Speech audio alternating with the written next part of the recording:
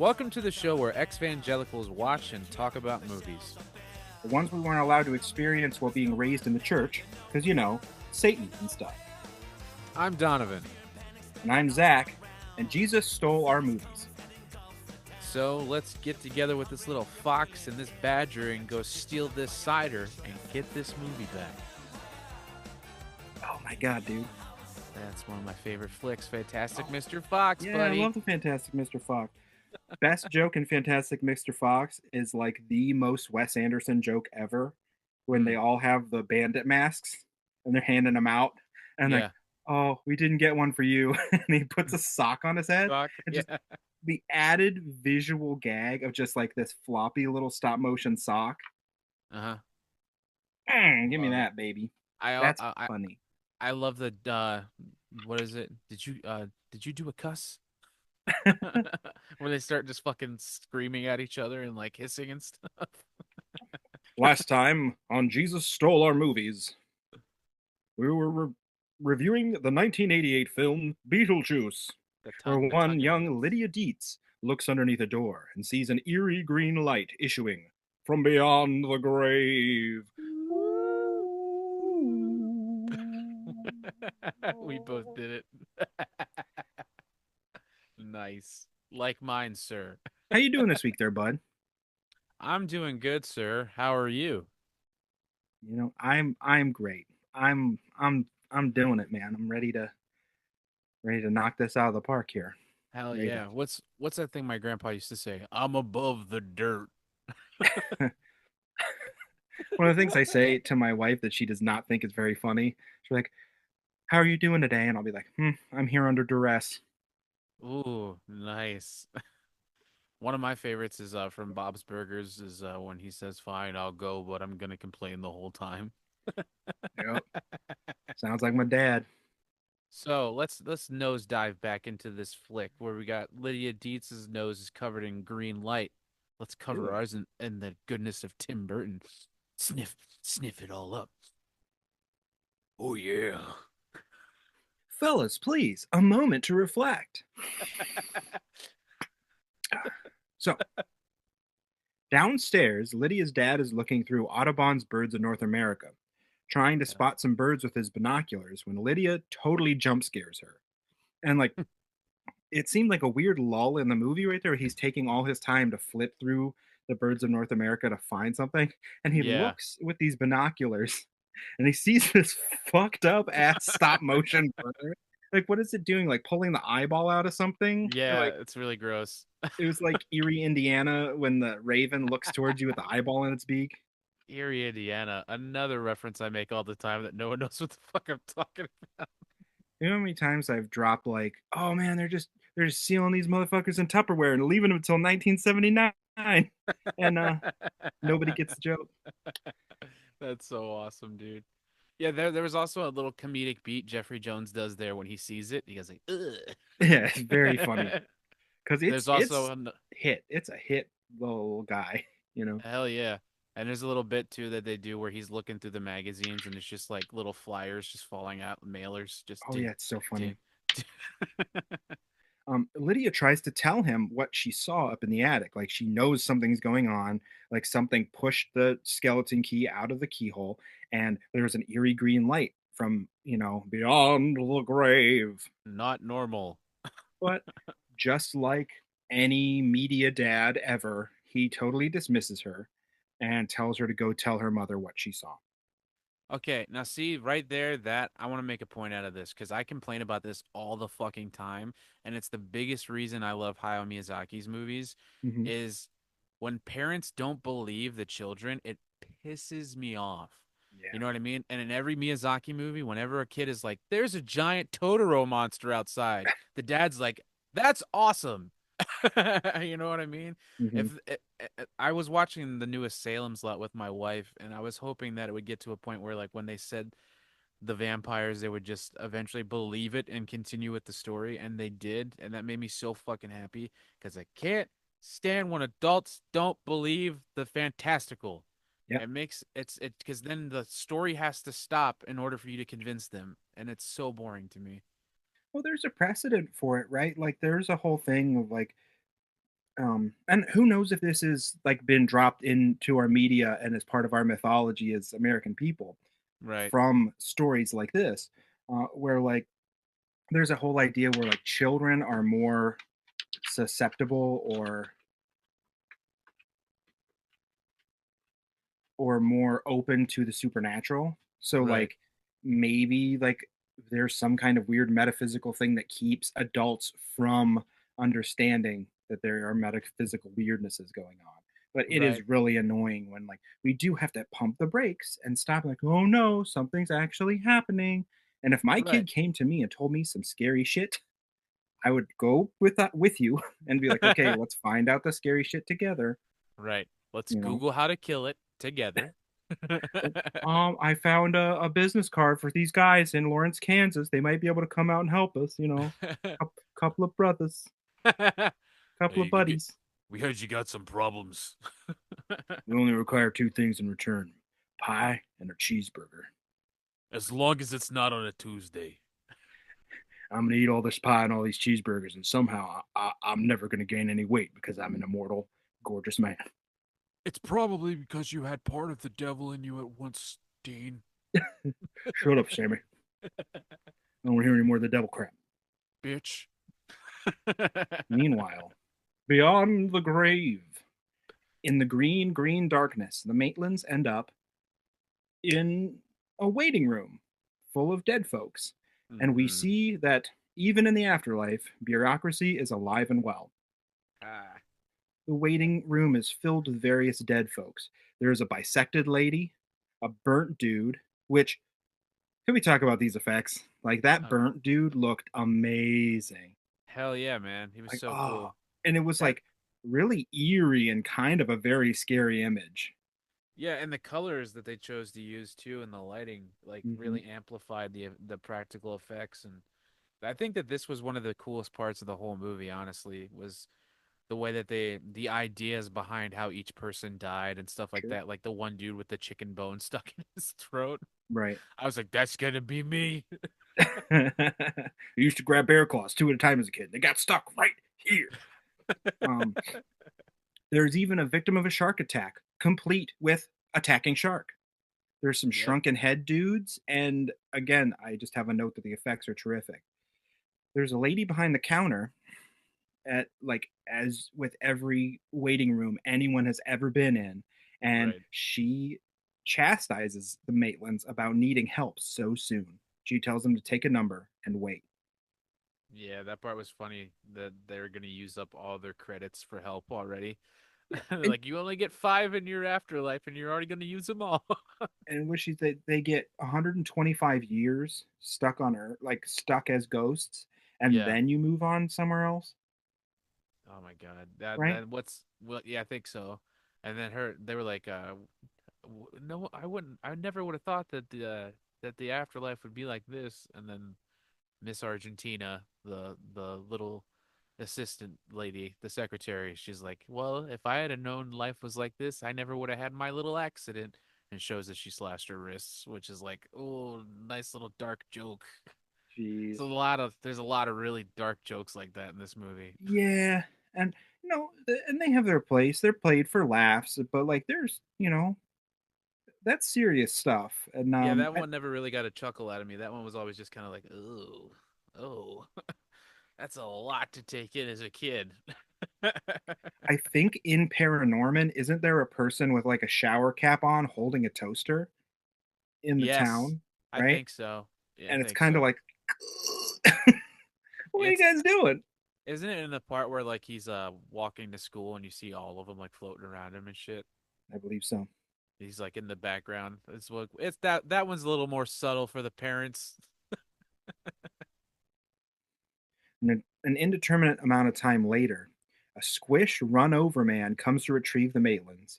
And it's all very, very droll, sort of super dry humor, where like it is this horrific imagery, but it's played as Right. being the most mundane shit in the world because waiting in a waiting room is the most mundane shit in the world. And I really actually like that a lot. Right. I did too. I like the whole like office aspect of it. Like once they actually get out of the waiting room too, like it's like all the paperwork and shit that was just flying around and Like I've always liked the way that the set designs are in Tim Burton movies, which I can say comfortably because he doesn't design the sets. Like he draws sketches and shit, but Sure.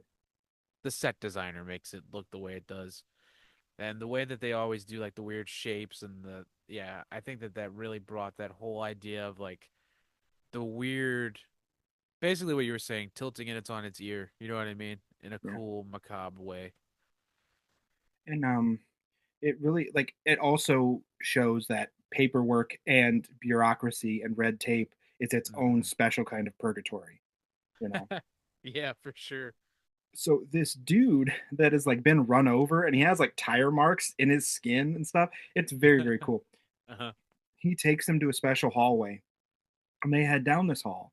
It's filled with ghouls and skeletons and like, all manner of like people just slaving away at the endless like there's no I feel like this is a very um tongue-in-cheek remark on how there's no way anything positive ever happens after you die and you're just going to be stuck in Yeah. drudgery for the rest of eternity.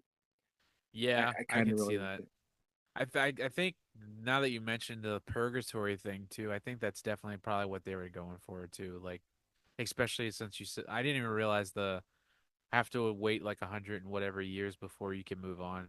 Yeah, That's probably where they got the idea from is just purgatory, to be honest. sure. And they go into another hallway, which, like you said, in your very nice, very gentle way, I'm going to say it in my way, the most Tim Burton shit all over this movie looking thing I've ever fucking seen in my life. The hallway is at weird angles. It's like Yeah. otherworldly and bizarre and strange, and it just looks like somebody's like, look at all these sketches I made in my composition book. I'm so dark and creepy. I also made an illustration of my teacher hanging from a noose. Like it just gives I you feel you. such like shitty edge lord energy, and it's like, oh no, Tim Burton, why do you suck? See, the biggest thing I took out of that part when they're walking down the hall was the floors. Yes. I don't know why I like that style so much. It's like I think it's just because it's so abnormal. You know what I Hmm. mean? I like the idea of just breaking up the normalcy in the world. So I think that's why it's cool. They run into a janitor, and he tells them like they see him off in the distance, and they open a door and they Uh, see this horrible nightmare scape of all these ghosts drifting off into nothingness and like tapering away and dissolving into like invisibility and whatever. And they're so horrified, metal. suitably horrified by it. What? I was saying it was metal as fuck. Yeah. The Room of Lost Souls. Ladies and gentlemen, we're the Room of Lost Souls. We're going to play some music for you tonight. I want Hell to see yeah. somebody stick their hand in somebody's ass tonight in this pit right now. Oh, Oh. I'm the guitarist, and I just want to say I don't write off on that. Let's go. I want to see some fucked up shit in this pit tonight. I want to see some human puppets. Although, to be fair, I've never been to like a metal show where they do fucked up shit in the pit. It's just like normal pushing and walls of death. You see Yeah, fucked up shit at like metalcore shows where some guy just wants to punch everybody around him and like just like back fisting people for no reason. That's which is more of a wild because you think you would see that like at a war show. one would imagine. But like, you ever seen those videos of like Hate 5 6 where like it'll just be those big hardcore shows in Philly where like one dude in a hockey jersey is just like fucking beating the shit out of people, and you're like, Yeah, man. oh, dude, relax, buddy, That's why I relax. can't go in those because if I get hit the wrong way, I'm just gonna see red. Yeah, I'm well, like, that hey! that's why I go to ska punk shows, because at punk shows you just push around, and if somebody falls down, everybody just kind of drags you up, you know. And it's Yeah, sort of a thing. If people are being willfully violent, you're gonna get what you give, you know. absolutely. Like, Yeah.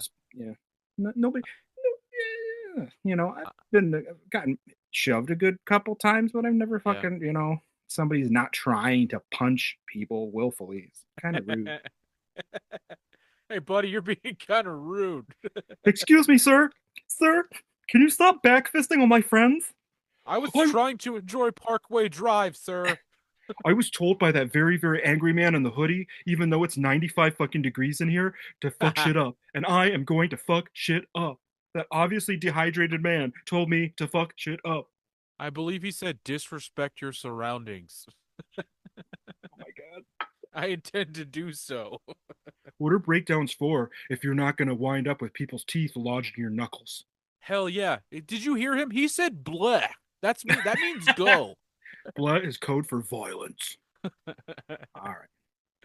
Eventually, the Maitlands emerge into another nightmarish room, bewildered until they recognize it somehow is their own house, even though I it looks ooh, completely different. I love that part. I love that part. Because it kind of matches the weird aesthetics of the world from beyond the grave.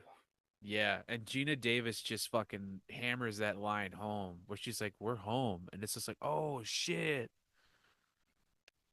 Can we talk about how nicely Gina Davis did with this movie? I feel like she brought a lot of like innocent, kind Yeah, of like very sweet energy. I And agree. She grounded this movie a lot.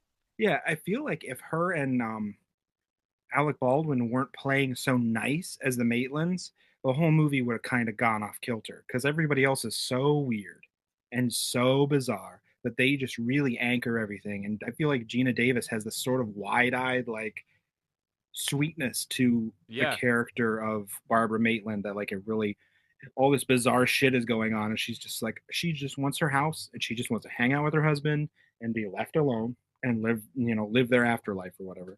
right. Like Super fun. when she starts to talk more about Lydia and stuff and about how Mm-hmm. she has feelings for her, like she wants to protect her, you can start to see even more so what you're talking about. It's just yeah, she just is on a 10 on this whole movie. Absolutely. Behind them, a voice that sounds like it's been smoking since 1903 sounds out. And there's a lady behind them that immediately appears out of nowhere, revealing herself as their caseworker, I can never telling remember them, who that is, but she sounds just like Phyllis Diller almost. oh, yeah, she sounds like she's desperately trying to get her voice out through crusty vocal cords. Or the small hole in her neck where the smoke Oh, is no, the rising. tracheotomy. Ugh. Ugh. That Um, practical effect is so cool though. oh, yeah, yeah, she actually did. Okay, see, I do remember that. She had a cut throat, Yeah, right? she had a slit in her neck, and the way they did it was they built a fake neck and put it in front of her real neck, Sure. and they had a fog machine feeding it up through it, and every time she smoked her cigarette, it would just and it looked like it was just coming out of that hole in her throat. It was Oh, so that's so fucking cool. cool. We got to give props to V Neal. We keep mentioning the makeup and the special effects. That Mhm. was makeup artist V Neal. She is so fucking good, dude. Incredible stuff. Incredible. That's a thing that saved the entire movie for me is like I the believe it. practical effects. They ask her for help, and she says you have to remove them yourself. Nobody actually gets any help. She has clients. So what are you're wasting all this time helping your clients? She's like, I have clients. Where are your client, lady? Come on. Right? And I thought we were it's your clients. she says to them, it's all in the book. And when they ask about Beetlejuice, she says, nope, no way, do not talk to that guy. He is bad news. You have to do this yourself. Don't And even say his name. yeah, she even says to them, like, you're ghosts. Scare them away, haunt them. It's not that big of a deal. And she's like, you must be shitty ghosts. Yeah, didn't she And say like I saw your last little effort that was mhm, not good or something like that? that was when Barbara had Adam's head in her hand, right? Yeah, I think so, yeah. That was so fucking great.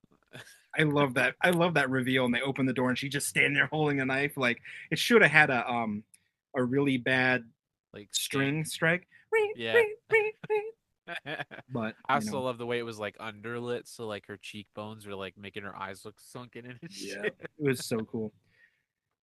And now we cut to some weird ass inexplicable weirdness, where we're at the point of view of a fly, and the fly is flying down to the mini town, and a gravelly voice mumbles and cajoles the fly into getting close enough to eat. And Come on, have a bite. this all looked really gross and made me very uncomfortable. Yeah. The only thing that saved this for me was that as the fly is getting dragged below the fake model grass, it's giving out the original fly Vincent Price, help Yeah. me, help me. Very, very cool stuff. I Yeah, love I it. knew you would get that. I love it. I love it. That's that's for all you weirdos out there, man. Like that kind of reveals that the people that made this movie kind of know their shit, you know? Right. Like, help me, help me, help me. Oh, And so cool. then they had like a little straw slurp sound effect and a Yeah. burp because it's cartoony. Sure. Cut back to Mr. Dietz on the phone with a slick New York developer he knows, trying to make shady real estate deals. Guy on the other end of the phone calls him a putz, and he's very, very dismissive. He looks like a Timu Tom Selleck. The guy on the phone, Yeah.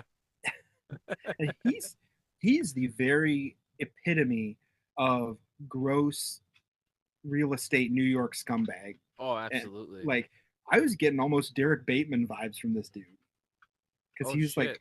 so horrible and dismissive to Mr. Dietz, who's like, granted, Mr. Dietz is trying to make a shady deal to buy the entire town, but at Right. the same time, like, I this guy's horrible. I think I totally skipped like when I was a kid and watched this, I totally didn't understand that plot point. Was that he was trying to like buy up the town and turn it into an attraction. I Hmm. didn't really realize that. I thought he was just like he wanted to keep the ghosts for himself. I didn't understand the whole real estate aspect of it, which is even funnier because you mentioned in the last episode I didn't realize really that he moved to the country to not be that anymore, but immediately he's just like, yeah, fuck it. Yeah. Well, presumably, we learn in little snippets of dialogue and tiny traces in the script that he was a big bad real estate developer, like a Yeah. kind of a super buyer. The guy calls him, what do you say? He's a monster or a demon? Yeah, I think so. Uh, at like real estate deals. Presumably, he had either a nervous break or he had too much anxiety, so he needed to move away. And you can't really change your stripes all like that super quickly. So maybe he still Right. wants to be that guy, but he just can't handle the stress of living in New York. Very possible. Mr. Deeds hears a sound outside the door, and when he opens the door, I'm like, oh shit, it's a shape. But no, it's just the funniest looking sheet ghost. And it's Adam Maitland is underneath this sheet with these huge eye holes cut out. And he's going, ooh. and, and Mr. Dietz immediately thinks that it's Lydia playing a prank on him. And she says, your mom's not going to be very happy when she sees what you did to her $300 sheets. Now, I ask you, sir, are $300 sheets a thing? Is that a thing in the world? I Like, think now they're probably $600 sheets thanks to inflation, that's which is even fucking crazier. so silly. Like, High your thread count. your sweaty butt's gonna be on it. Like, why are we paying $300 for that? That's so wild to me. I'll take my $15 flannel sheet set. Right. And when Adam dejectedly returns to Barbara, she holds up these sheets and says, "This is embarrassing." And it is kind of very embarrassing. He's like, no, no, no, no, don't think of it as a sheet. Think of it as a death shroud. Ooh, spooky ghosts. That part made me laugh very, very hard. He's like, think of it as a death shroud because he's trying. Yeah. He's trying so hard. Just like she's like, dude, you're a clown. Like, what are That you doing? that also goes to more that also like more goes to what you were saying before about like their innocence and shit like that. That's Mm-hmm. they seem like such an old like 50s couple where they're like, "Oh, come on, sweetheart," you know. Yeah. Uh, so they go instead to haunt Delia because she's another person in the house. And while they're trying to haunt Delia, they wake Lydia up in the room next door instead. Yep. And Delia is probably on rich people sleeping pills because she does not wake up because they're making a racket. I And I think did that note, Lydia makes a joke about that. oh yeah, Yeah. I did note that while they're trying to wake up Delia Dietz, there is wrestling on the TV and somebody's getting an iron claw. Oh, So really? like that's fun. A little wrestling nod for the kids. Um, And I did actually read an article where some wonderful wrestling fan tracked down what match that was, Oh my God, that's insane. because somebody's like, "Oh yeah, you'd imagine like they're from New York, so Delia's probably watching old WWF tapes, because this would have been right Wow. around the time when all that shit was happening with Vince's dad and whatever in the '80s." But Right. somebody's like, "Oh no, it's from X, Y, and Z," because they tracked down the like ring gear and That's like crazy. could tell who these wrestlers were based on, but it's like from the South or something. It's so weird. Really? I don't quote me, because I don't. It's just a tiny cameo in a Right. movie, so I didn't invest that much energy in it. But like somebody did, and good for them. You know, like, Yeah, that's oh crazy, man. my god, Wow. super. It was like a 600 700 word article of them tracking down like, Really? and What they the had a hell? video linked at the bottom of the article, like you can watch the match. Like, Yeah, okay, right. I would hope that they would have the actual match after doing all that work, you know what I mean? They're like, but yeah. unfortunately, we couldn't find the footage. Uh, and Lydia, on the other hand, is awake and waiting for them with a Polaroid camera. And she, what the fuck is going on with this poor child's life? No wonder she is having struggles, because she says something about like, you guys are gross. Like she's calling them sex perverts. Like, Yeah, what do she's you like, I'm a people get up child. to? Yeah. What the fuck? And that's not even a joke. Like, man, that's gross. Yeah, that well, we're not joking either. Those are lines in the movie. She says that when she wakes up to the sound of the wrestling and they're moaning and shit. She's like, "Can you guys not do that? I'm a child." Lydia snaps Polaroids of the sheets, noting that there's no feet beneath them, and asks if these are the people from the attic, because she's a very smart person. Like, Yeah. this isn't some dum dum from some other haunting movie, or like, Nope. oh no, it's a ghost. She's like inquisitive. She's following a trail of evidence. That I really enjoyed. She's the Velma of this Mystery Inc. Hmm. And she wants to know what they look like. And she says, I bet you're gross and disgusting because you're ghosts. They take off their sheets, and when they look completely normal, she said, they say they're ghosts, and they wonder why she can see them. The Yeah. manual says the living usually ignore the strange and unusual, and her ability to see them is simply because she herself is strange and unusual, which I thought was a fun line. And Yeah. she understood the book better than these grown ass adults. Yep. Me and my Like, wife actually quote that part to each other all the time, and I used to have a bracelet that said that because I thought it was one of the coolest lines in cinema. That was my thoughts when I was a teenager. well, no, like I could completely see why like people would be drawn into this movie. Like Lydia Yeah, Dietz is definitely a POV character for a lot of kids. You absolutely. Yeah. feel left out. You feel estranged by whatever environment you're in: school, your family, the church Church. you're forced to go Yep. to every week. Like you don't fit in. Maybe it might be because you like monster movies. It might be because you Yep. like reading, weird turn of the century authors that write fucked up ghost stories. It might be that you don't believe in all this You're s- Jesus crap.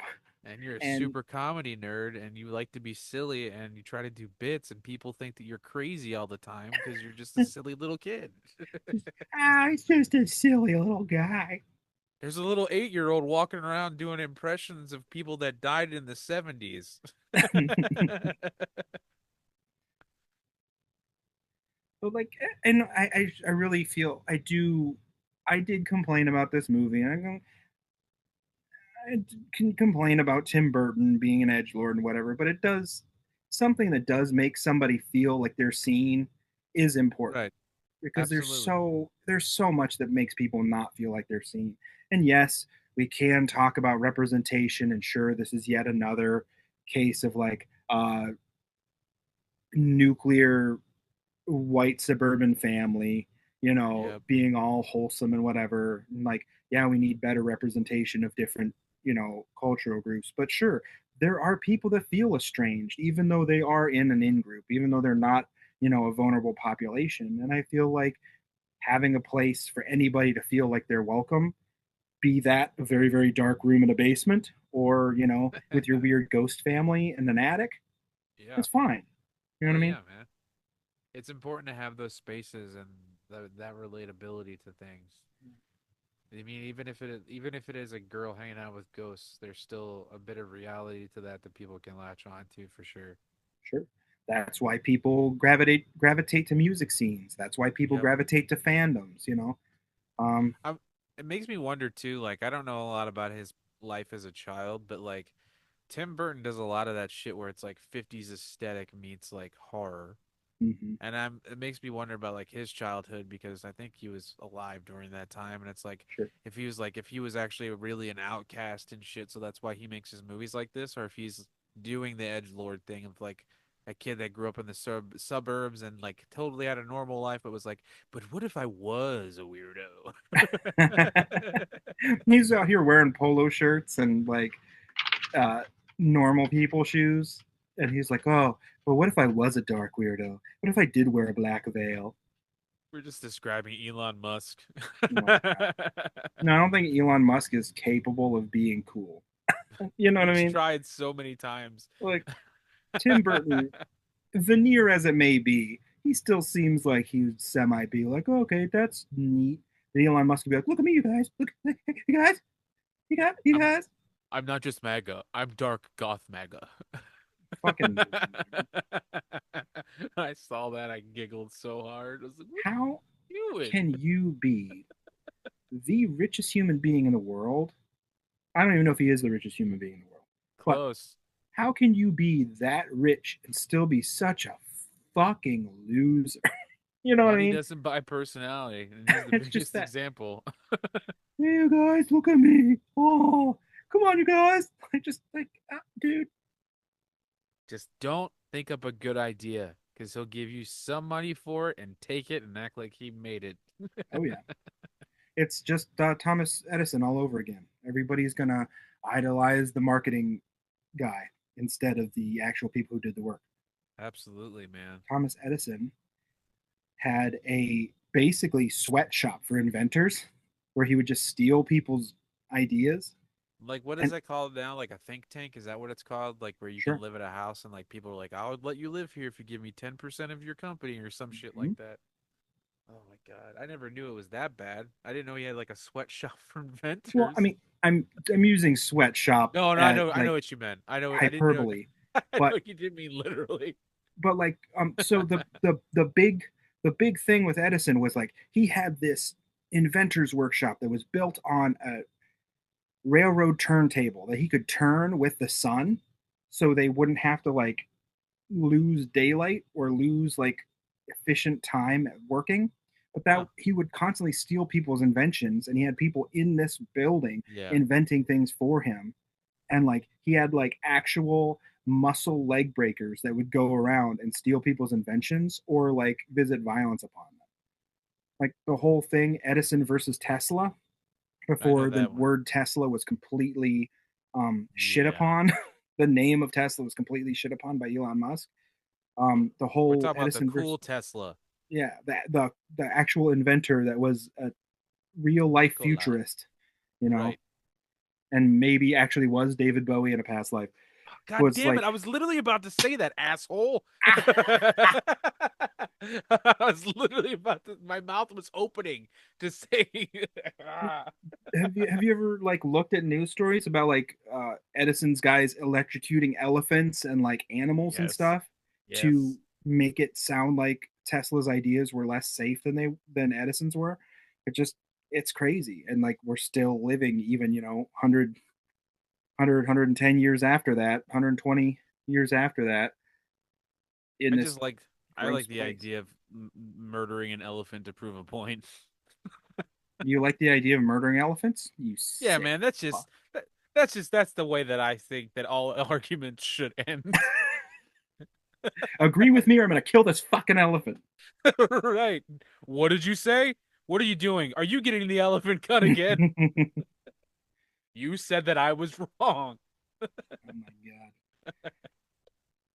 Up in the attic, Lydia is marveling at Adam's miniature of the town, and she asks them, "Why are you trying to be so scary?" and they explain the gimmick. She says, "You better prove this isn't a dream." And when they can't, she says, "Get a better routine than the sheets. You just got to step your game up if you want to scare anybody." Hell And yeah, man. don't want to tell the Maitlands, but the whole sheet thing is somebody else's gimmick, and you don't want to make that guy angry. Ooh. The KKK. No, I was talking about no, I was talking about Michael Myers. You know, the shape. Oh, But you're referencing the last episode. yes. Or My bad. if you just have KKK top of mind like a total freak, you're more than welcome to keep Hey, that, you man. nasty man. I think that it's pretty obvious sometimes when you're talking about people in white sheets to be afraid of. That one's not on me. Oh my god. Oh no. The next morning, an offbeat, whimsical, nonsensical piece of Tim Burton brand construction equipment digs in front of an equally offbeat, whimsical Dietz home, a far cry from the Maitland's cozy domicile of ages past. Yep, yep, yep, yep. And like I kind of really did like what they did with the house. Like not that it looked good, but like I thought it was very interesting that they actually built this shit practically in practical Yeah, size because it was they actually built it because they had to practically use it for a scene later. But it yeah, looked really cool. yeah. They built it on this weird little hill. I Hmm. think that one little like porch room thing that they're sitting in right there in the Yeah, next shot where they're talking to Otho, I thought it looked cool. I don't know what the yeah, fuck it was, but it looked cool. and it was definitely some like art scene. Like we have to do it just to be different and rad. Like, Right. oh. It was just a wall. Yeah, no roof, no. It was, and it was like sided on both sides. Yeah, Very like I interesting. was every time I watch that, I'm like, where is this placed at in the house? You know what I mean? Because it Hmm. doesn't look like it's part of it. It looks like it's off to the side or something. It's weird, but I like it. Inside the house, Delia is cooking, chastising Lydia, telling her to pretend to be normal just for one night for a dinner party with the hip New York art types. Yep, yep. The Maitlands lament Delia's lack of caring despite Lilia's protestations, and they go upstairs. And this is when we see that nice emotional core of like um, Barbara is starting to feel kind of attached to this little girl that's the only person that can see them, and she's Yeah. like her mom treats her like crap, like she's not nice to her, she's not listening to her. Like I could be a better mom than you, Catherine O'Hara. I ought to smack you in the face. Man, I'm so glad that we don't. It's almost like we were referencing wanting a kid earlier in this movie to set up us kind of adopting this kid. Oh my god, really hardcore meta text there. Nobody would ever detect that. Foreshadowing. What? What? Never heard of that in my life. Upstairs, the Maitlands say that they should really call that Beetle guy, and an eerie green light issues forth from the miniature town below. They go to investigate, and Barbara says the name twice, Adam encouraging her to say it the third time, and they're transported down to the surface of the model, all the way in Miniland. Miniland. And can Come I t- to our mini land. We don't have Mickey, just Minnie. Sorry. Minnie, not Minnie, minors, Sorry. not minors. And can I can I know I complained. I know I complained a lot. Can I tell you the biggest problem I had with this whole movie? Uh-oh. Was what? Okay, when they get transported down to Miniland, the grass on the ground is just like egg crate soundproofing foam, Yeah. spray painted green.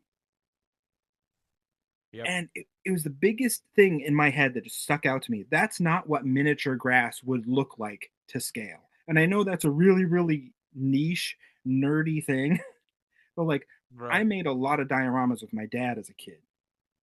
And I feel you. it, that's not what mini grass looks like, brother.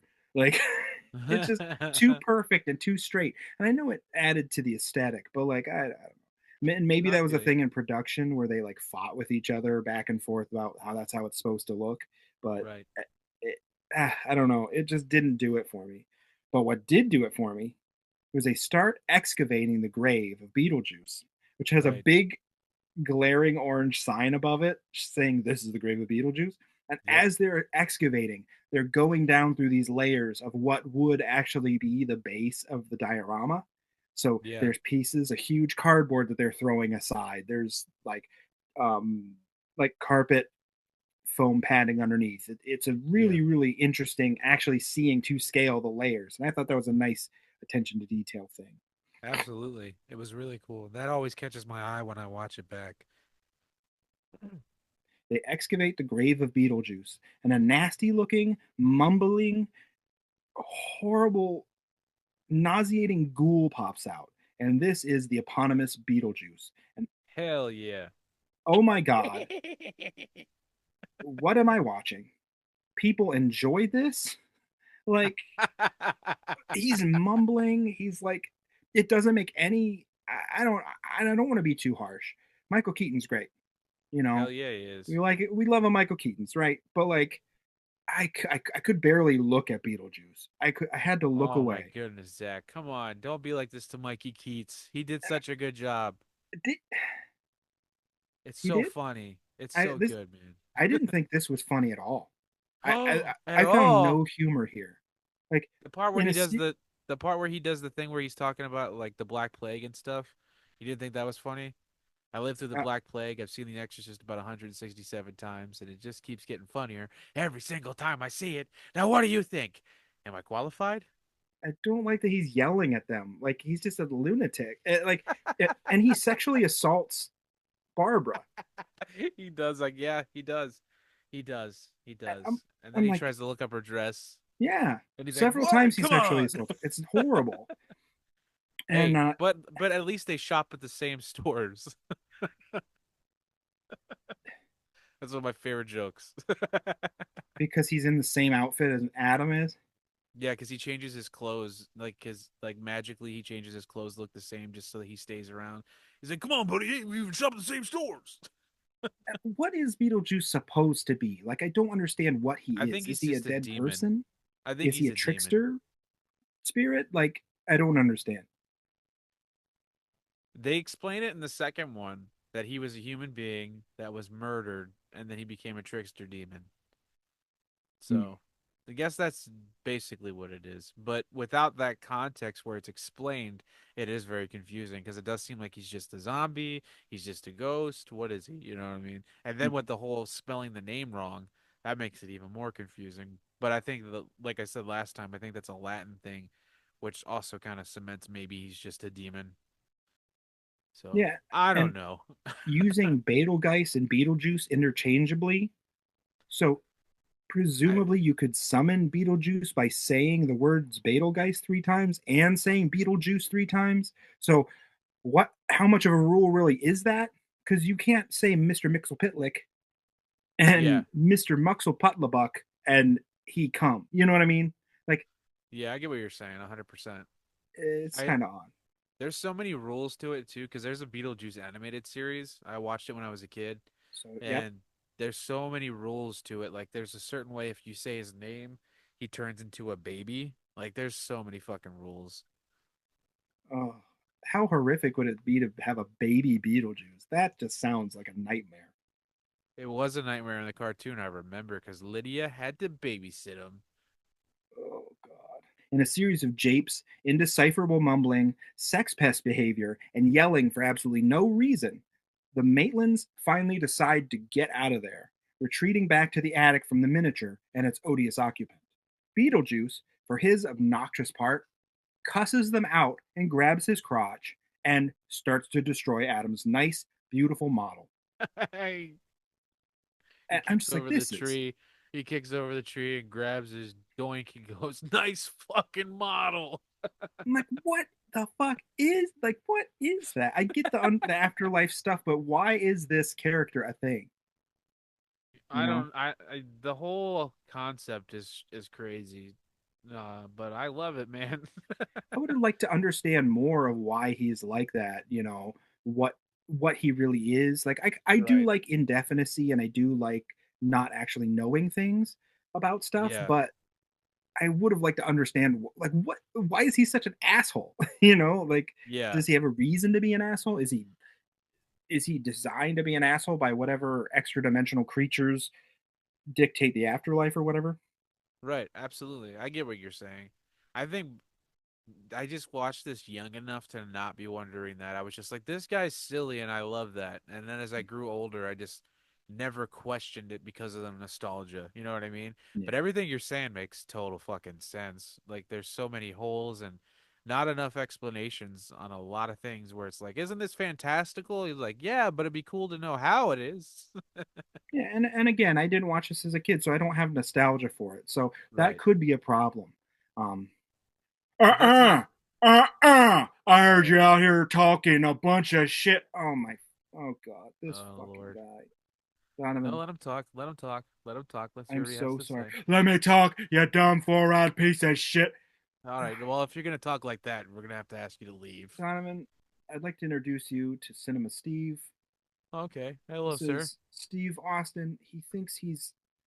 He has fancied himself as I'm a goddamn cinema critic, you dumb dumb. And what I Oh, do is I like to watch movies. I like to sit down. I like to okay. analyze the meta text, the subtext, all kinds of text. And I like to enjoy a film, an American classic. And your dumbass is over here talking a mess of shit about a bunch of movies that people Uh-huh. really, really like. And I think it's horrible the way you're maligning the great man Michael Keaton himself. And I just think you need to shut your I dumb mouth. Yeah. I don't appreciate the language he's using for you, Zach, but I gotta say You know what, his Donnie? I points are like you. I think you're a nice thank you, guy, but sir. you need to Thank butt out of my goddamn Oh, conversation while I tear okay. a new mud hole into this dumb son bitch because he don't like some Tim Burton, All and that's right. the bottom line. All right, Zach, I think you're on your own with this one, buddy, because I don't want to He get does a mud hole in my ass. he does this. It's a thing. I'm talking, you dumb son bitch, and it's my time. Your time's over. I gotta extol the virtues of this here movie. You know what do you got? You got your production design. What? You got Yeah. your cast. What? You got your miniature effects. What? You got your ooky spooky, which you never gooky. Oh yeah, and that's the bottom line. You got Why? to take a step back, son, and you got What? to understand that this here movie is an American classic that a lot of people really love. And you got to relax, man. You're thinking about this in your adult brain, and this here's a kid movie, and you got Yep. to understand that. He And I gets might it. have to reach over this table, and I might have to slap that taste out of your stupid Oh, mouth if we you want to talk. Steve, can we? too much physical violence Yeah, threats, Steve. I thought That's too much, buddy. hey, you know what? Yeah, actually, you know what? I think you're right, Donovan. You're the Thank you, voice sir. of reason. I really Thank you. appreciate that about you. I love it.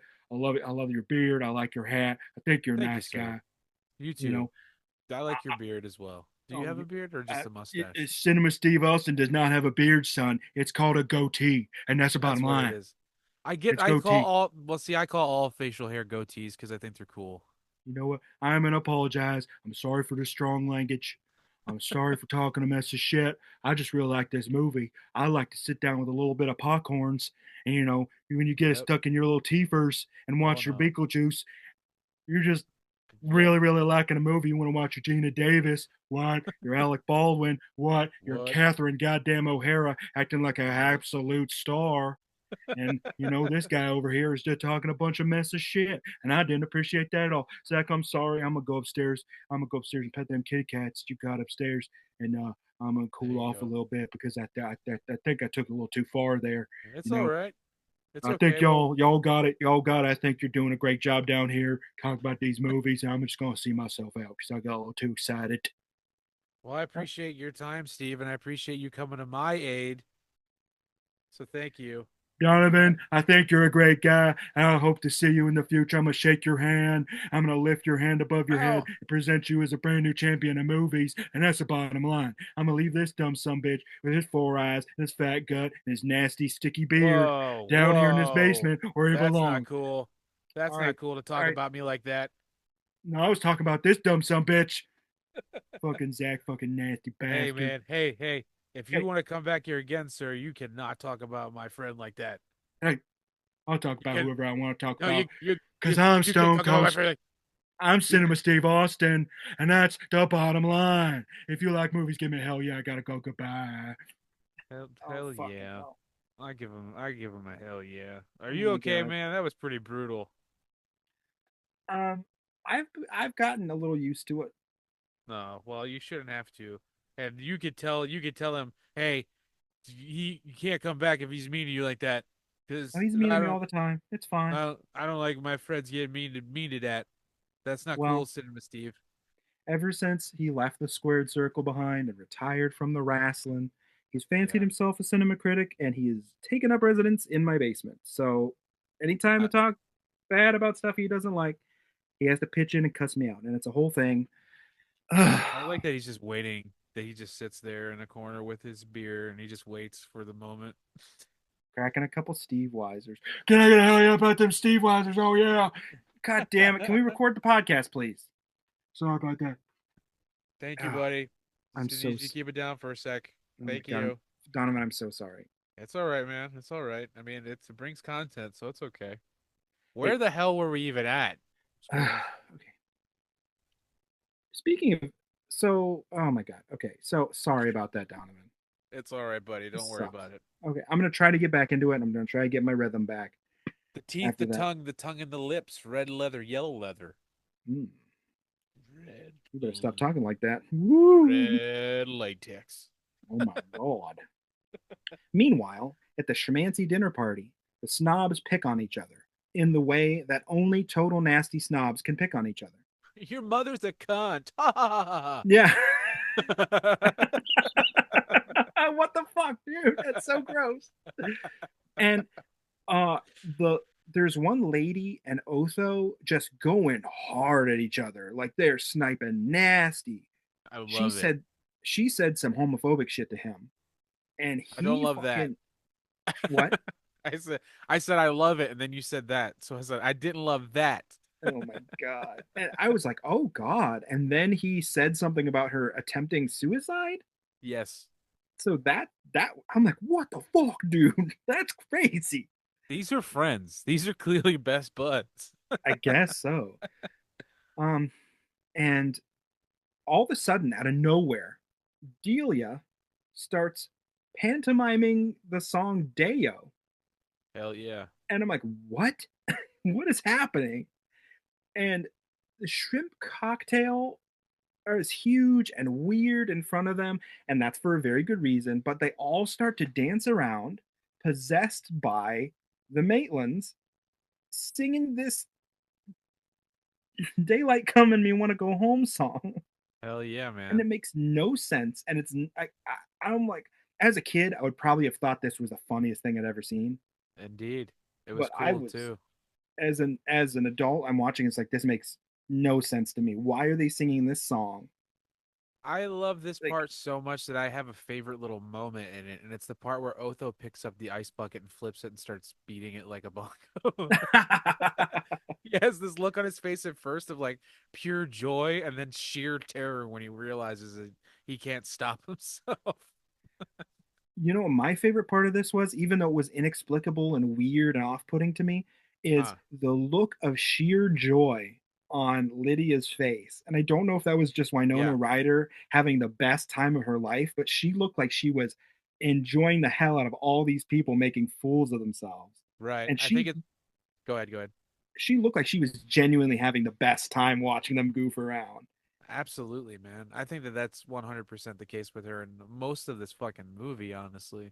Oh my god, I it was like this just joyous face, this like beautiful expression of her just like enjoying the hell out of herself as these idiots make a fool of themselves. right.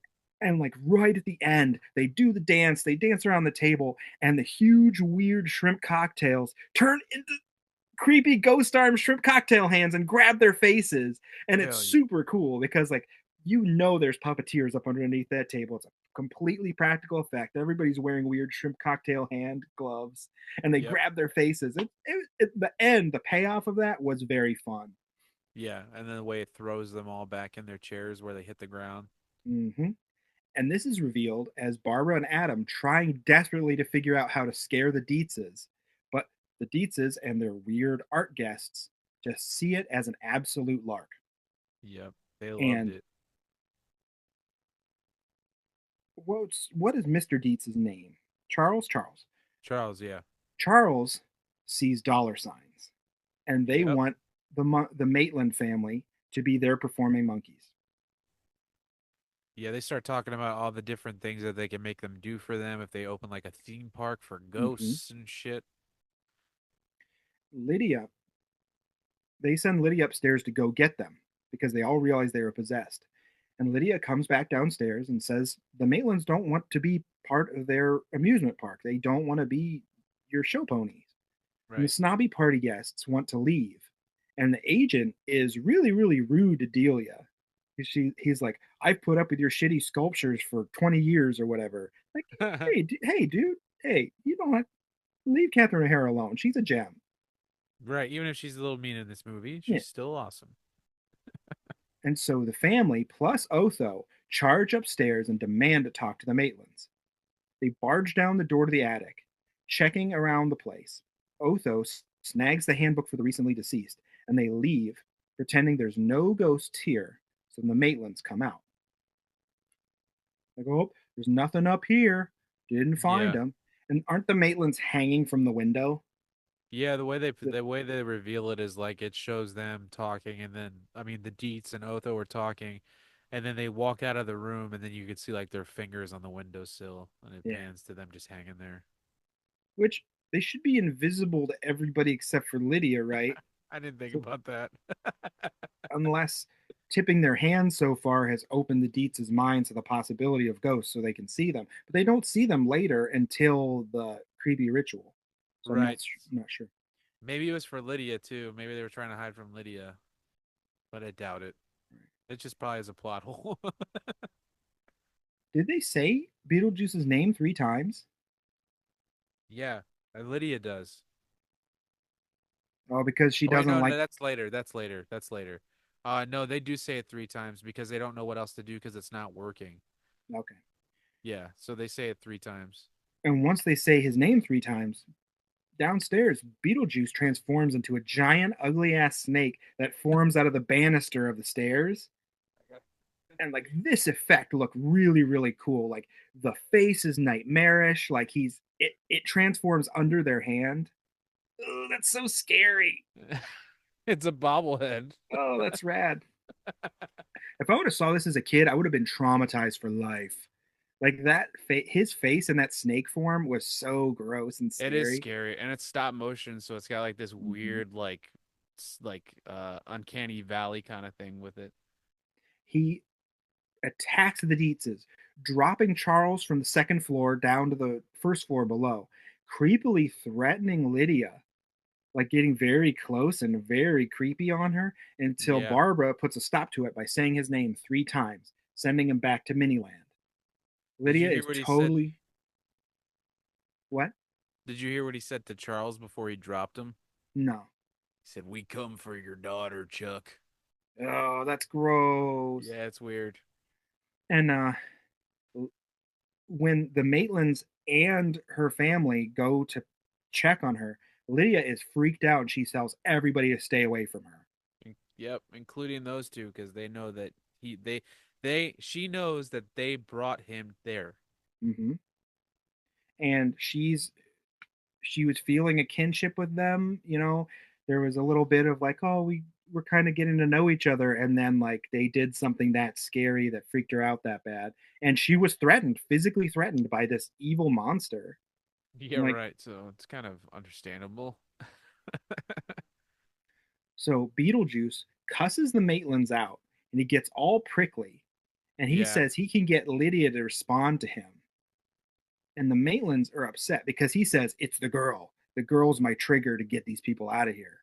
Which we yeah. see he has a something else later that's really not okay.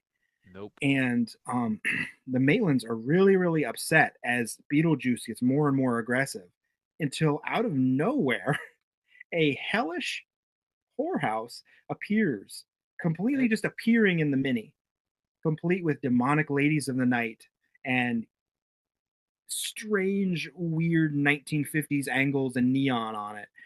And these posthumous sex workers summon Beetlejuice to them in their neon sex palace, yeah. and it distracts the That sounded way too disgusting, excited.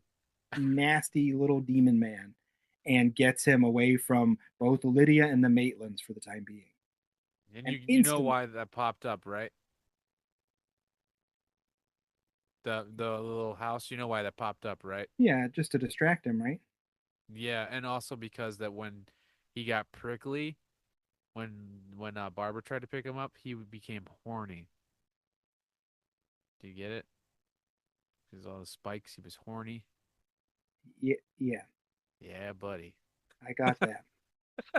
Oh, because she tried to grab him from the mini land because Yeah, they're regular size and he's in mini land. She tries to yeah, pick up the miniature Beetlejuice and he grows spikes, right?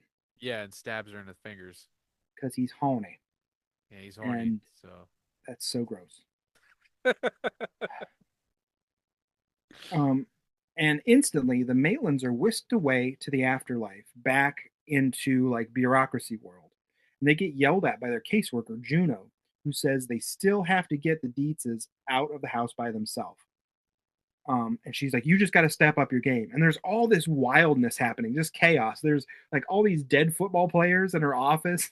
that think that she's their coach. Right. Like, what the fuck is that? It's so weird. Oh, I also love how Adam almost got in trouble with Barbara for that little for like the brothel because she thought he built it for a second. Yeah. She's like, "Why would that Like be in your miniature?" he's like, I didn't do that. And Juno's like, it was me to distract him, you idiots. And she says, "You got to step your game up. Show me you can be scary. No more sheet ghosts. No more dancing around a table. You have to step your game up." So Yep, yep.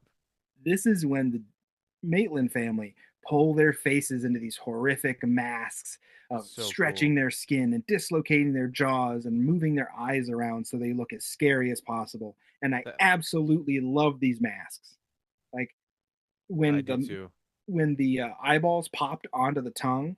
Yeah, that was my favorite part where she flicks her eyes back into her Mm-hmm. head. She goes and they roll down and up on Oh, the oh, it's so cool. And then when the way he sticks his fingers in his eyes and then like smashes his fingers together to make multiple eyes on his mm-hmm. fingertips. Oh, it's so dope. I love So that. rad. I've actually seen these masks before, like in real life. Yeah, Um, they were like in the Planet Hollywood in Universal Studios in that's so Florida, cool. like back in the day. And like Yeah, when I think we went on a marching band trip to Florida, and like I think yeah. we went to that Planet Hollywood, I saw those masks. And, like that's weird, and I had no context for what it was. Like that's so creepy. Did they seem kind of spy versus spy to you? Yes, I thought the same thing. Adam's mask? Yeah, both Yeah, of I them really thought with that the same pointy thing. noses. Oh, the pointed. Yeah, I didn't even notice that with hers. I always got I got the spy versus spy with him, but with her, I always just got like a crocodile. They look so cool. They were so fucking, and he looks like a rooster for some reason. Yeah, he's got these this weird coxcomb on the top of his head of Yeah, just human colored flesh, which is even more horrific. Like that's gross. really creepy. I love that they also give him like an overbite with like that Mm-hmm. long nose. He for like now has an overbite even though he didn't. So cool. Outside the house, Otho reminds Mr. Deeds that the evil developers are coming tonight and they better come up with something. And this is when you mentioned that specific room. Um, Yeah, because they're on that weird kind of deck, kind of indoor outdoor space, and they're yeah, having breakfast. Otho is in this really funny, ostentatious robe with all these dragons on it, uh-huh. and he says you have to come up with something because the developers are coming. Because as we know, time works differently in the afterlife than it does in real life. So this is the next morning for the Dietzes, and it could be perception wise, like just seconds later for the Maitlands. Yeah, we learned that earlier when they went in the waiting room, and then when they walked back in the house, they saw that it was completely different, and it turned Mm-hmm. out they thought they were only there for like an hour, but it had been like a couple of weeks, I believe. It was like 3 months. Yeah, yeah, yeah. So time just is drastically different for the dead.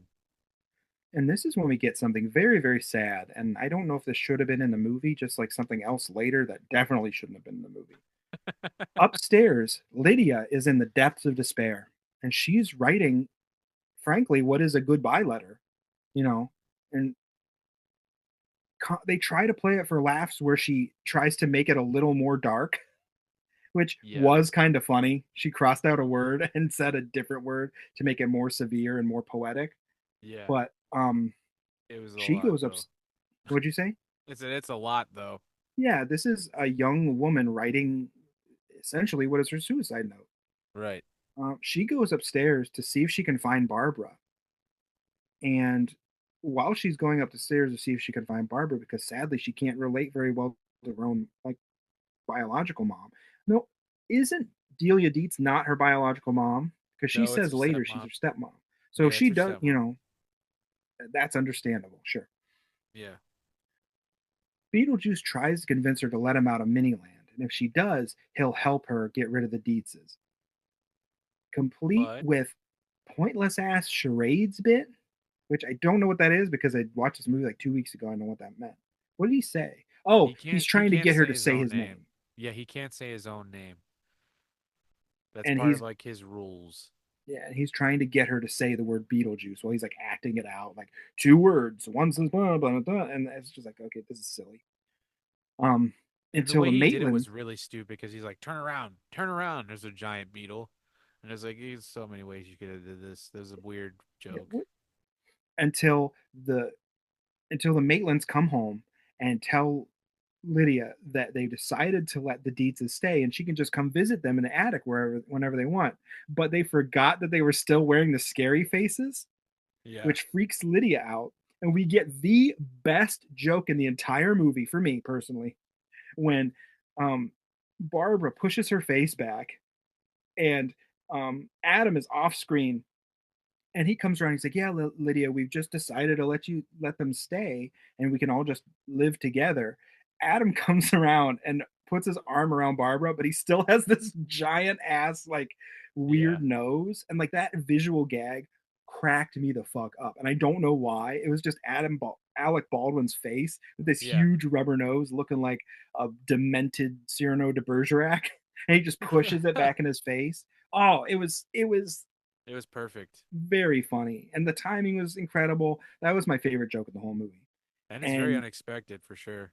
yeah, it was just because like she was freaked out by these actually horrific faces, and then you Right. get like the snap transition into nice Gina Davis and this nice interaction with her and Barbara and Lydia, and then this goofy man with his big old nose comes out, and it's clearly a rubber appliance because it's just like it's Yeah. everything. Just Right. it was so funny to me. I loved it. And like this is where we talked about that whole that like forgiveness thing and like the being accepting of people. Like Yeah. maybe they don't have to leave. Maybe we can just be all a weird found family together. And I really kind of like that message because Yeah, it's beautiful. the Maitlands don't have it in them to be cruel and horrible Right. to someone. And if you talk to somebody and actually try to reason and use your empathy instead of like just this is what I want and I will get what I want. We Yeah. have to talk to people and understand each other or try to understand each other. Absolutely. Downstairs, Charles Dietz is giving an unhinged real estate pitch to the evil developer man, but all the developer and his wife want to see is the ghosts. They demand and demand, and as they see that their options of making money off this town start to dwindle, Otho says that he can do it because he knows a bit about the occult. Yeah, And because he he's so begins cool. Ugh. he's the coolest, raddest guy that's ever been in the New York art scene ever. His name's Done probably Otho. like fucking John. Yeah, He's just like, Greg. call me Otto. I'm No. Otho, master of the occult and fashion, and Your name apparently is wall hangings. and Shut up, Greg. your Oh, name's fuck you guys. your name's Bill. Oh, I'm going home. And I'm taking my spray paint and my weird suits with me. Dude, did you notice that spray paint was that weird stone covering thing? Like, it's supposed to make everything look like stone. No. It So it like wasn't so real they like color, you mean? Yeah, so like they sprayed the interior of this house with that fake stone spray paint. Oh, I get what you're saying. Yeah, Yeah. yeah, yeah, yeah. And like it's so funny because it looks like everything is monolithic and stone and you can tell it's like just a wooden house. That's very It's fun. it's crazy too the transition they made with it. Do you think that they Sure. just like altered the set, or do you think they built two separate sets? That's a very good question. I think, they probably built two different sets. Right. I don't see I'm why just you wouldn't, thinking, right? unless, you Because really it need to seems save that money. because when you think about it, the after they renovate it, that house does seem like way bigger. So I think it is. It's got to be two separate sets. Like that room they're sitting in when he's showing them all this shit for this new theme park, where Otho's like, I can do it. That room is fucking huge. Yeah, and maybe it would also be a fun challenge for a production designer to figure out how to make that out of the same stuff, Right. because like that would just be fun as somebody who enjoys architecture and enjoys Absolutely. design to figure out how to do that in the same space. So Like a maybe puzzle, you basically. notice they added the most 80s thing ever, like the glass block wall. Yes. It's in the background. So Yes. funny. Otho says he can bring the ghosts to them, and he starts a ritual. And I have an Uber Eats account that can bring me ghosts. he says he needs something deeply personal to the Maitlands, and they know where their wedding clothes are at. So they use the Maitlands' wedding clothes, summoning them to the dining room. But Uh-oh. because Otho doesn't know the occult as well as he thinks he does, it starts to exorcise the ghosts, turning Yep. Barbara from sweet, beautiful Gina Davis into a horrible, withered husk. Her skin crusting and ossifying, her crumbling and wrinkles Love forming this. over her mouth and face. And Adam is not far behind her. The way her jaw drops off her face, I fucking love that part. Oh That yeah, it was it just great. looks so cool. And the He's mask, holding so her like hand, and it like this crumbles had in to his be hand. like a full like mask, full facial appliance they put on Gina Davis, but Yeah. that the secret is leaving those eyes.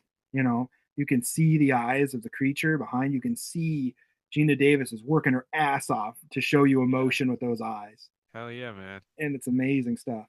That scene is Seeing so sad, dude. Oh my it's God. horrible. Yeah, I was really like, oh God, what are they doing? Even Otho feels bad. Mm-hmm. Seeing the harm that they're doing, Lydia pleads with the Dietzes and Otho to stop. When they can't stop, when Otho proves he's fully out of his element, Lydia is finally so desperate that she's willing to go upstairs and ask the trickster for help. Yep. And here we go. Here comes the part that you really didn't like, and that I She don't think anybody does. she goes upstairs and asks him for his help, and he says, "If you agree to marry me, I will help you." Yeah. I think the way I justified that when I was a kid is I think he says the only way out of there is to be married. I I don't think know. I think that's the way I justified the creepiness to myself when I was a kid, but it's just there's no way around it. And in case you don't understand and you need it spelled out to you, we're talking about child marriage. Like Yeah. Lydia is definitely a minor, Yep. right?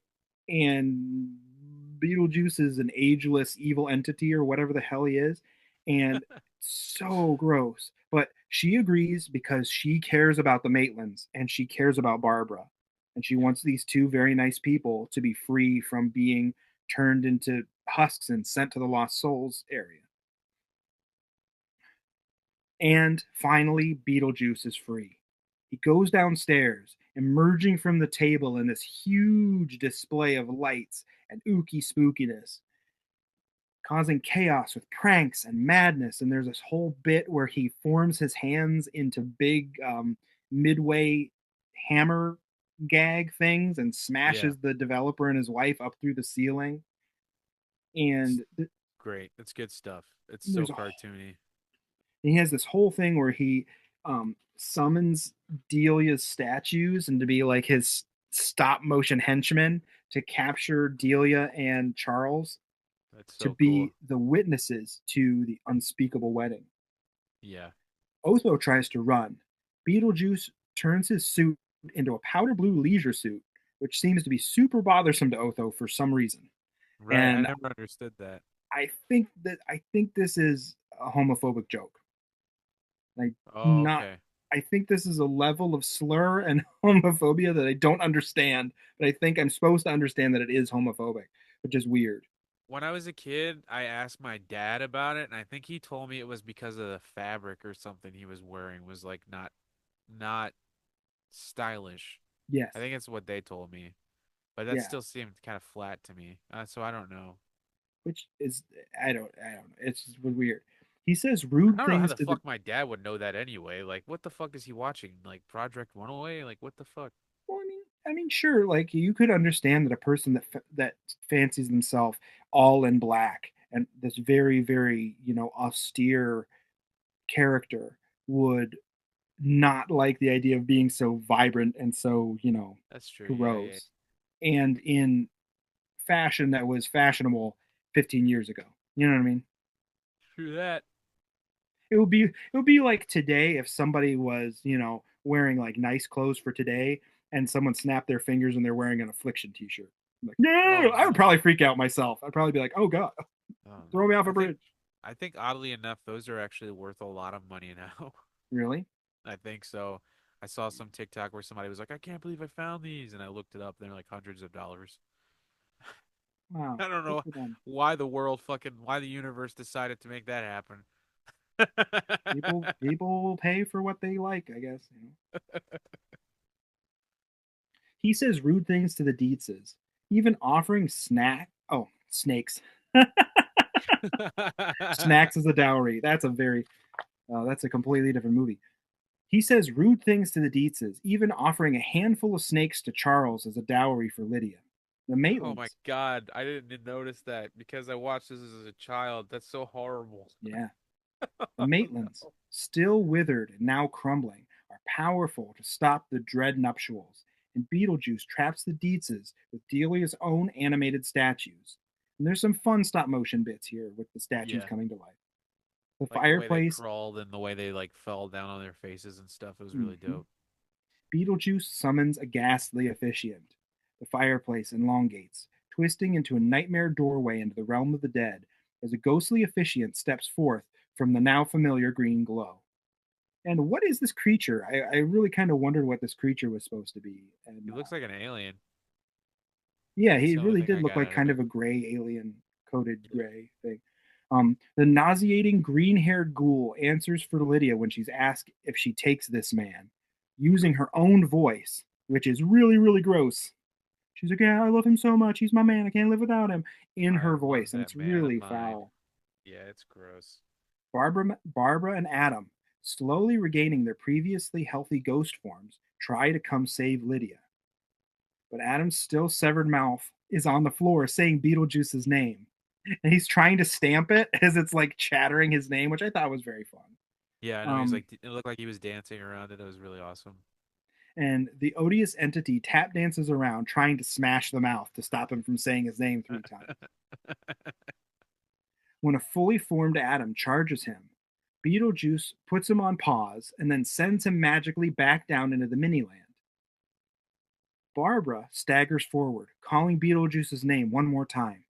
He magically puts a zipper over her mouth, which she then unzips to reveal her real Gina Davis lips, which I thought was awesome. Yeah, And she tries to cry his cursed name once more, but he chucks a riveted metal plate over her mouth to stop her third call. yeah. I actually like that part a lot because the way he winds up like he's pitching a baseball.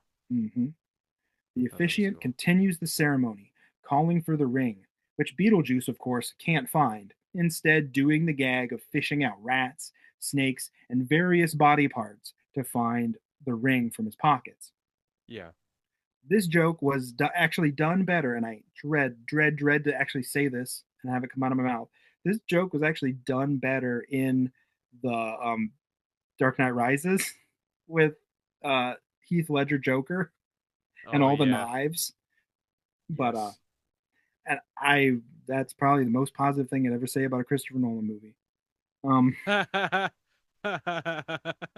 and finally, Beetlejuice finds the ring, which is on a severed finger, and he says, "She meant nothing to me, kid."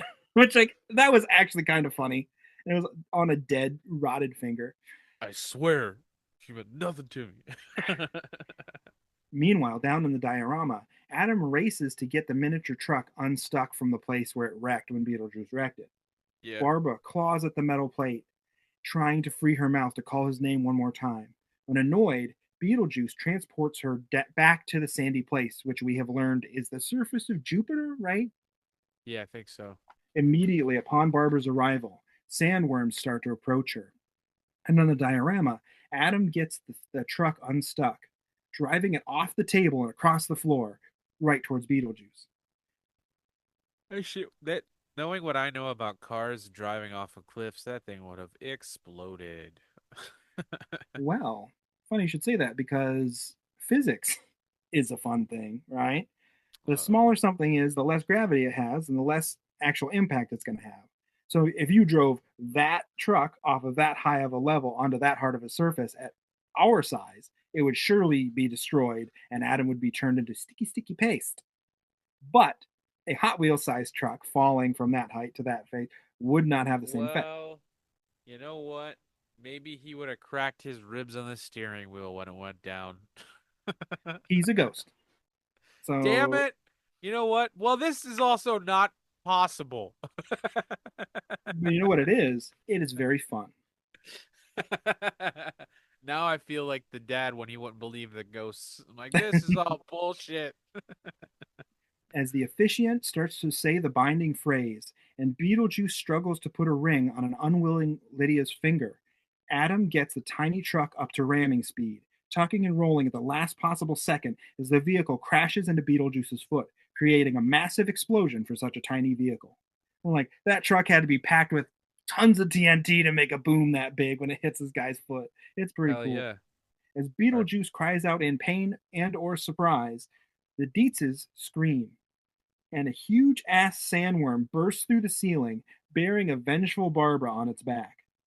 Guess who's on the right side of Jupiter? Hey, Benny, look who's got all the sandworms.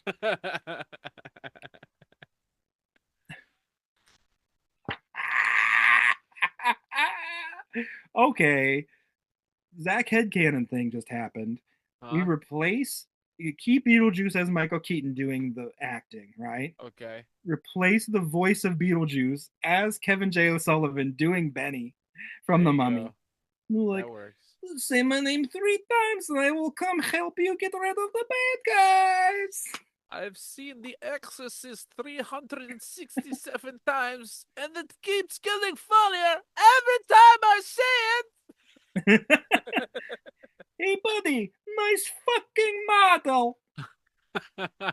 We even shop at the same stores. Oh my god. Beetlejuice throws up his arms, screaming as the sandworms' mouths close over him, bashing through the floor, dragging the hygienically challenged Haint off somewhere below as Barbara jumps clear of its back, pulling Lydia to safety. With the green haired creep gone, the Dietzes are freed, Adam somehow returning to 1-to-1 scale, and Lydia stands between her two sets of parents, the Blood family and the Found family. They all grin broadly, having survived the awful ordeal and becoming closer as a unit. That was very sweet, the Cut way to you wrote Lydia that. exiting from a really creepy, like, Madam Something's school for girls, where you just know those poor girls are getting like whacked on the knuckles with rulers or some shit, Yeah. or like told to Yeah. sit up straight and having to balance an apple on their heads, where they're like reciting how to like darn socks for menfolk or some weird shit. Right. Or already being told, like, you need to be this way for your future husbands. Hmm. Cut Wonderful to stuff. Lydia exiting school, and gone are the dour trappings of a mall goth. Lydia is now a completely dirty, rotten conformist in her vanilla ass school uniform as she pedals home. In sort of a ending that I really didn't understand what was happening, Lydia comes home, and the Dietzes, Lydia comes home, and the Maitlands are waiting for her, asking about her math test. And Lydia kind of ribs Adam about getting an A on the math test while she like kind of kids with him that she failed. She Yeah. dances weirdly to Harry Belafonte, which sounds like it's supposed to be her reward Yeah. for getting an A on the math test, Yeah. I think and it's good. and she's allowed to float. Is that what the reward was? She dances to Harry Belafonte songs and gets to fly for a couple seconds. Yeah, I think Well, so. apparently downstairs because they didn't understand if this was in the model or in the attic, like what was real, where was where in the space. But the Dietzes below can hear the music, and they say, "Oh, she must have got an A on the math test." Yeah. I forgot about that part. And Yeah. she dances to Harry Belafonte's song, and she floats, and the weird football team appears on the stairs behind her, That part I never got. and I don't understand. And then we cut to Beetlejuice Yeah. in the afterlife waiting room, just being an ass, and he steals this poor, shaman's number because Yep. his number is like 4,573,663 and a third. So he steals this poor shaman's number. He's like, "Oh, looks like I'm next," and that's our movie. Hey, well, you don't forget he shrinks his head, just like the other guy with the shrunken head earlier in the movie. Oh, the shaman shrinks his head. Yeah, Shaman shrinks Beetlejuice's head when he realizes he stole his number, Oh my and god, then he starts screaming, and he's like, "Hey, this might be a good look for me." that sounds like the funniest thing I've ever heard in my life. I think the reward thing, I always just took it as like he was making her be able to sing and fly and stuff and like play the music. So I got that part of it, but the football team appearing always confused the fuck out of me. I didn't know where they were in relation because you didn't get a tiny insert of her going into the attic and going into the miniature. Because is that where they must be, or Oh, is that are what you think they're doing? You think they live in the miniature now? yeah, or the attic is Oh, refinished for them because but it looks like the foyer of the they were whole in the house. living room. Yeah, they Yeah, look like they were in the living room. so I think they're in the miniature.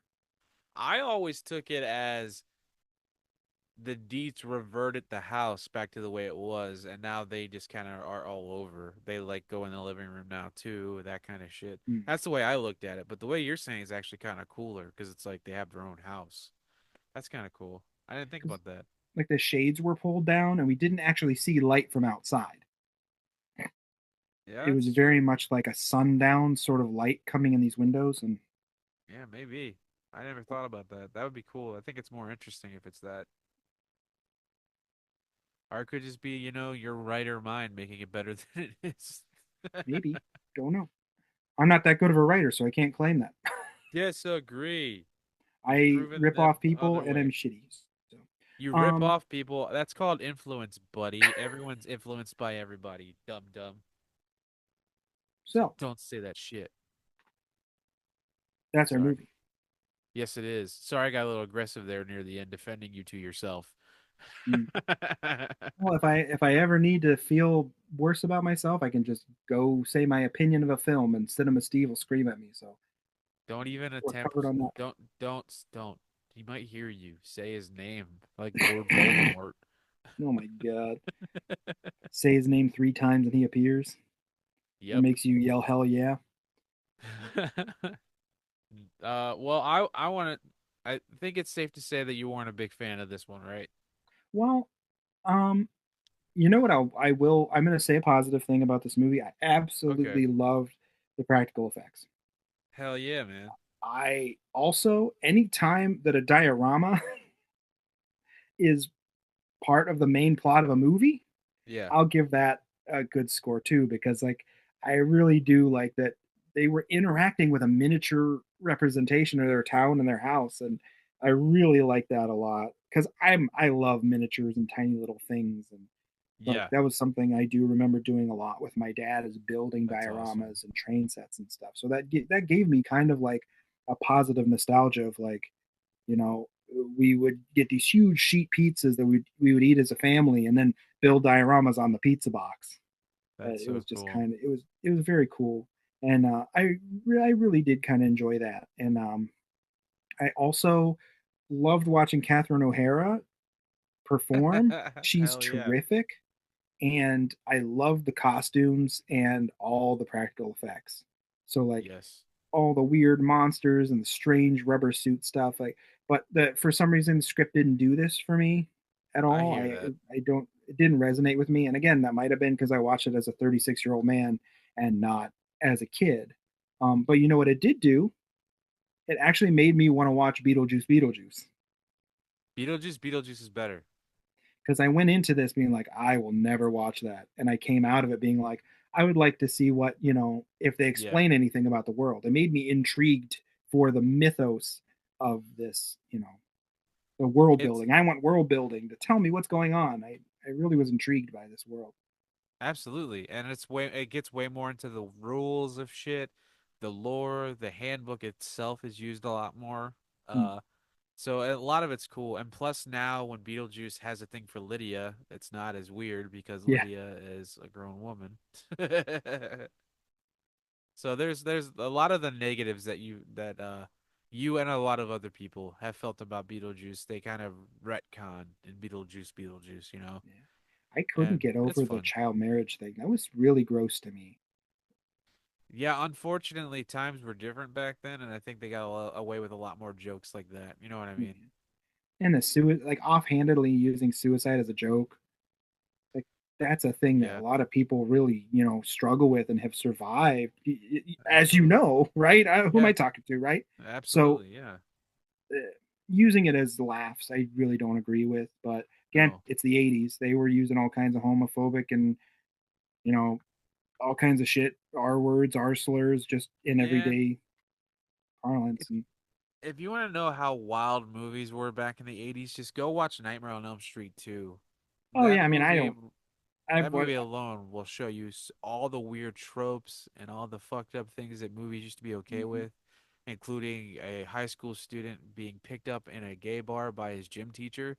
Yeah, That movie's weird as fuck, oh yeah. but it's all okay, quote unquote.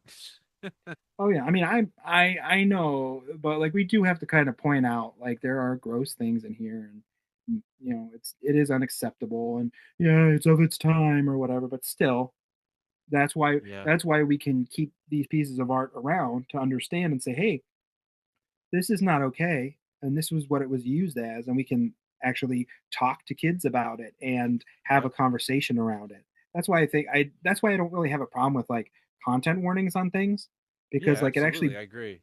brings up something that, hey, if this does really hurt you, probably stay away from it. But it'll let you open up something, so maybe the kid would be like, well, why is there a content warning on this for this thing?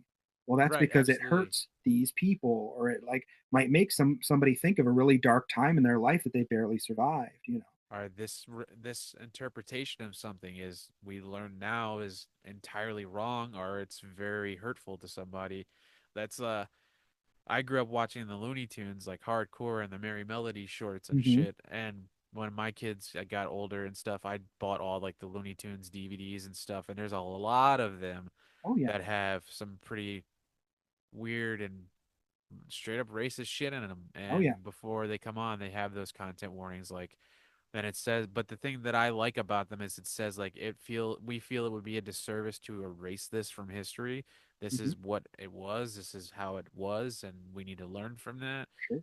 And as long as that, I'm with you on that 100%. There are people that have the mind of why don't we just delete it? But I think deleting history is not a good idea. Yeah, because you So can't learn and understand what you should avoid if you don't know to avoid it. absolutely. And if history is doomed to repeat itself if we're not learning from it, that's the biggest thing I took from my history teacher in high school, and that's the fucking truth, man. Yeah, It's constantly being shown day in and day out. But I think if you saw this as a kid, man, you would have loved this movie a lot more. probably. Or I would have been super scared because I didn't like dark things and monsters, until I Ah, was a little bit older. right. You If I told me would have that seen this when I last was like time. 10, I would have been like freaked out by that snake Beetlejuice. Ooh, that was scary. It was I scary to hear me you. as like a It's creepy. 36-year-old man. Yeah, I'm looking at him right now. It's creepy. Mm. I literally had to take it down. I had it. on a like on my shelf, but I had to take it down because my kids were creeped out by it. So I understand. Yeah, it's really alarming. But thank you for sharing this movie with me. I really enjoyed, the experience of complaining about it. Well, I loved hearing it from an outsider's perspective because this movie is tainted with nostalgia for me, and I love it a lot. So hearing someone else's perspective, it also helped me see things that I didn't see before. So thank you for watching it with me. It was really awesome. And I, next I week, I would oh, like to go ahead. clarify that I didn't hate this movie. I know this is the internet that's going out on the internet, so everybody's going to think that I hate this movie and spit on its grave or whatever silly, Right, insane shit. I didn't hate this movie. I enjoyed it very, very lot. I enjoyed large swathes of this film. right, right, I like right. big parts of it. I love the effects. I love the miniatures aspect of it, and like I really like the relationship of the Maitlands with Lydia, and like the whole Yes, found family aspect. Like it kind of was like a blended family movie before that was a thing. right, absolutely. And now that I'm And thinking of it, the Maitlands are so not in the second one. It's kind of upsetting. which But go ahead. yeah, um I don't know, and it was really endearing. I think that journey was, but like it just wasn't for me. Right. I hear you. This is not a thing I would watch again. This isn't a thing that I would put on every Halloween in the Halloween movie rotation. You know what I mean? Absolutely. I know exactly what you mean. But enjoying, talking about it. I had fun writing the script, even though I botched saying my dumb jokes. But like, No. I love talking about it with you, and I like picking picking fun at something that is fun. Absolutely. It was a lot of fun. And it was, yeah, it was wild hearing you get insulted over and over by your live-in roommate. Yeah, it's a thing. I don't know. It's a whole thing. He's Well, you're leaving. gonna have to, are you guys He's gonna go trying to to leave therapy or the anything? Because it might what? help. You guys should go to therapy or something. It might help. Are you going to try to tell Stone Cold Steve Austin to go No, to I'm therapy? telling, No, no, that's the reason I'm telling you. don't tell me. I'm not the one with the problem. Hey, He just man, can't leave the whole beating people up for a living thing behind. It's hard. It's clearly, hard for him. it's like he's almost just looking for a reason. But I think the next film that we decided we're gonna do is the Power Rangers movie, correct, sir? Fuck yeah, it is. I'm so excited. I love Power Rangers so much. It has the best one-liners. Like everybody is just constantly, have a nice trip. Pow pow. See you next fall. All that shit, dude. Hell Mm-hmm. yeah. I'm so excited to watch that movie with Has you. one of the greatest lines that I love in my life. When Ivan Ooze is like, "Buy it in boxes, buy it in cases. If your parents don't like it, throw it in their faces." See, I love that line. me and my wife quote that movie all the time whenever we come home. Hi, honey, I'm home. But yeah, so join us next week as we dive deep into that movie and we try to get it back and hang out with me and Zach because we like hanging out with you, right? Yeah. And we'd love to hear from you if you like listening and hang out with us. Hopefully, we'll be able to do Power Rangers in one episode. It would make me very happy to be able to do it in one episode. But both of us have a problem where we like to talk about movies, No. and No. it's not really a We problem, but no, not we at do all. tend to prattle a bit. No. Yeah, and as long as you enjoy hearing us prattle and talk about these wonderful films and get a little insightful sometimes about our childhoods, then please stick around and continue to join us. Yeah. And next week, we're going to talk about why Power Rangers was not acceptable by our parents or the church. So that's going to Which be fun. is yeah, that's gonna be super great. So if you like what you heard, if you want to hear more, drop us a rating on Spotify, a review on Apple Podcasts, which I think we're on Apple Podcast. Are we? I think so. I'll I have to gotta double double check. check. Um, leave us a rating, leave us a review, send us an email at JesusStolenMovies@gmail.com. Tell us how wrong we are. Tell us how we're a bunch of heathens because I like to laugh at you. I found a chick track in my mailbox. Oh no! Yeah, that was kind of weird. I was like, so somebody either put this in here because they know some shit or that was just random, but you have to buy those in bulk now, so I know somebody spent some money. Speaking of chick But tracks, check out Donovan's very well done radio play oh, where um, every Halloween, Donovan does a radio play chick track where he makes funny jokes about the silly chick tracks. And if you don't know about chick tracks, we can talk about it later It's a whole Yeah, for thing. sure. But It's basically a parody radio play, and Zach's a big part of it, and he killed it. And we also have Chelsea Weber Smith from mhm. American Hysteria, and Jane Clifton from Your Music Saved Us, and a good pal of mine. She's an influencer on TikTok. She's got a lot of followers. Her name's Hot Dog Man Montana. She's in there too. But yeah, go check that out too if you want to. And a big, big, big thank you to Zach for getting our buddies from Mustard Plug to let us use their song Oh Vampire for yeah, our I theme. forgot about that. So thank Zach and Mustard Plug for that. And join us next week as we plan our next heist. See ya. Bye.